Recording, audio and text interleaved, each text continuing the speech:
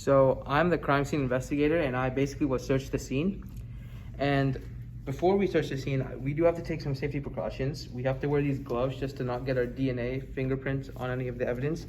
We have to wear these boots, these guards basically of our shoes, to make sure we don't get any of our footprints on the evidence.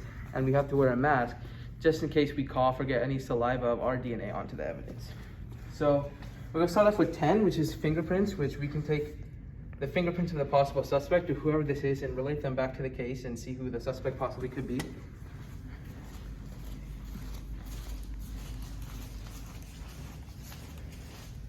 So 7, we can see that this is a drug. We can send this back to the lab to see what type of drug this is and how it could have possibly been used in the crime, as well as we can see there's fingerprints on the case, which again we can bring back to get DNA of a possible suspect. So 9, we can see that there's blood on the wall, and we're just going to take the DNA of this blood to see who the suspect is and whose blood it belongs to. There's possibly more than one suspect in this case.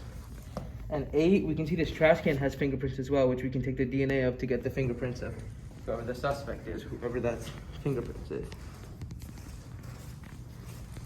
So 5, this is a footprint, and it's leading back to the door, so we believe it's possibly the suspect.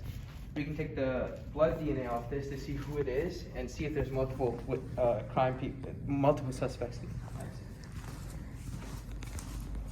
So 2, so this is a letter that has a lot of valuable information about what actually happened to this victim, and we can use this information to see what caused this murder and why it could happen.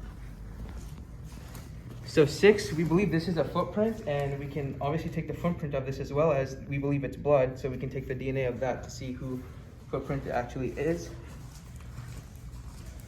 And then we go to 4. Now 4 is a gun we believe is part of the victim's, and it is a weapon, so we have to take it as evidence, as well as we have to see who could have if it was fired and if a victim or a suspect was wounded.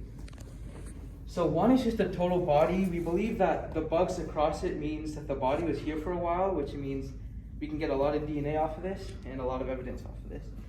And then 3 is just what we believe to be the victim's blood, which we will take the DNA of and see if it actually is the victim's blood.